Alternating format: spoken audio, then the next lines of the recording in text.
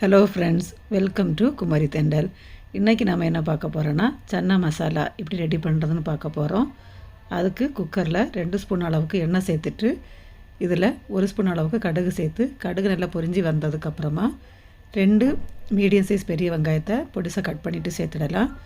இது கூட கொஞ்சமாக கருவேப்பிலையும் சேர்த்துட்டு வெங்காயம் லைட்டாக கலர் சேஞ்ச் ஆகி வரணும், அது வரைக்கும் இதை வதக்கி எடுத்துடலாம். பாருங்கள், இந்த அளவுக்கு கலர் சேஞ்ச் ஆகி வந்ததுக்கப்புறமா இதில் 1 ஸ்பூன் அளவுக்கு இஞ்சி பூண்டு விழுது சேர்த்துட்டு இந்த இஞ்சி பூண்டோட பச்சை வாசனை போகிறது வரைக்கும் இதை நல்லா வதக்கி எடுத்துடலாம். நீங்கள் இன்னும் நம்ம சேனலை சப்ஸ்கிரைப் பண்ணலைன்னா குமரி தெண்டல் சேனலை சப்ஸ்கிரைப் பண்ணிக்கோங்க. மறக்காமல் பக்கத்தில் இருக்கிற பெல் ஐக்கானையும் கிளிக் பண்ணிக்கோங்க.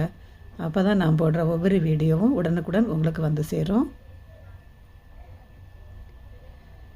இப்போ இந்த அளவுக்கு நல்லா வதக்கி விட்டதுக்கப்புறமா நான் மிக்சியில் 3 தக்காளியை இந்த மாதிரி அரைச்சிட்டு எடுத்து வச்சிட்ருக்கிறேன். இப்போ இதை இதில் சேர்த்துடலாம். சேர்த்துட்டு இப்போ இந்த தக்காளியோட பச்சை வாசனை போகிறது வரைக்கும் இதை நல்லா வதக்கி விட்டுக்கோங்க.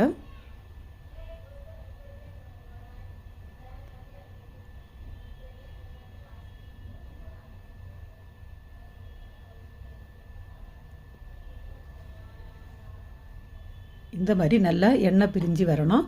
இந்த அளவுக்கு இதை நல்லா வதக்கி எடுத்துக்கோங்க. இப்போ இந்த டைமில் 1/4 டீஸ்பூன் அளவுக்கு மஞ்சள் தூள், அப்புறமா 1 ஸ்பூன் அளவுக்கு மிளகாய்த்தூள், 1/2 ஸ்பூன் மல்லித்தூள் இவ்வளவும் சேர்த்துட்டு இந்த மசாலாவோட பச்சை வாசனை போகிறது வரைக்கும் இதை வதக்கி எடுத்துடலாம்.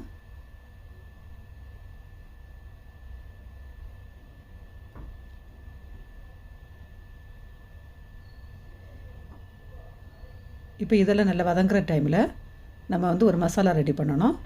அதுக்கு மிக்ஸி ஜாரில் 1 கைப்பிடி அளவுக்கு துருவின தேங்காய், இது கூட 2 துண்டு பட்டை, அப்புறமா 2 ஏலக்காய், 2 கிராம்பு, 1 அன்னாசிப்பூ, அப்புறமா 1/2 ஸ்பூன் சோம்பு இவ்வளவும் சேர்த்துட்டு நம்ம ஊற வச்சுட்டு இருந்த சன்னாயிலேருந்து 1 கைப்பிடி அளவு மட்டும் எடுத்துக்கோங்க. எடுத்துட்டு இதையும் நம்ம மிக்ஸி ஜாரில் சேர்த்துடலாம். சேர்த்துட்டு இப்போ இதுக்கு தேவையான அளவு தண்ணி சேர்த்து எந்த அளவுக்கு நைஸாக அரைக்க முடியுமோ அந்த அளவுக்கு நைஸாக அரைச்சி எடுத்து வச்சுக்கோங்க.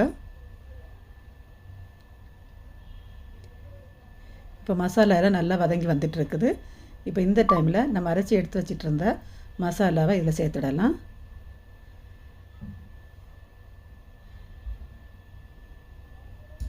இப்போ மசாலா சேர்த்துட்டு ஒரு 2 நிமிஷத்துக்கு நல்லா இதை வதக்கி விட்டுக்கோங்க.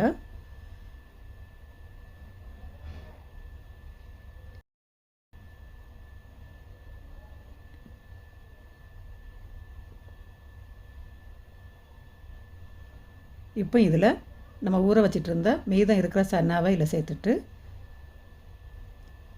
இப்போ இதில் உங்களுக்கு குழம்பு எந்த அளவுக்கு கிரேவியாக வேணுமோ அந்த அளவுக்கு தண்ணி சேர்த்துக்கோங்க. நான் மிக்ஸி ஜாரை அலசிட்டு ஒரு 1/2 கப் அளவுக்கு தண்ணி சேர்த்துட்ருக்கிறேன். உங்களுக்கு எந்த அளவுக்கு கிரேவி வேணுமோ அந்த அளவுக்கு தண்ணி சேர்த்துக்கோங்க. சேர்த்துட்டு இப்போ இதில் நம்ம இதுக்கு தேவையான அளவு உப்பை சேர்த்துடலாம்.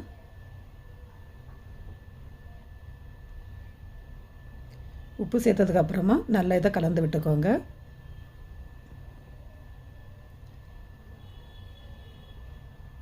இப்போ குக்கர் மூடி போட்டு மீடியம் ஃப்ளேமில் 3லேருந்து 4 விசில் வர்றது வரைக்கும் வேக வச்சு எடுத்துடலாம்.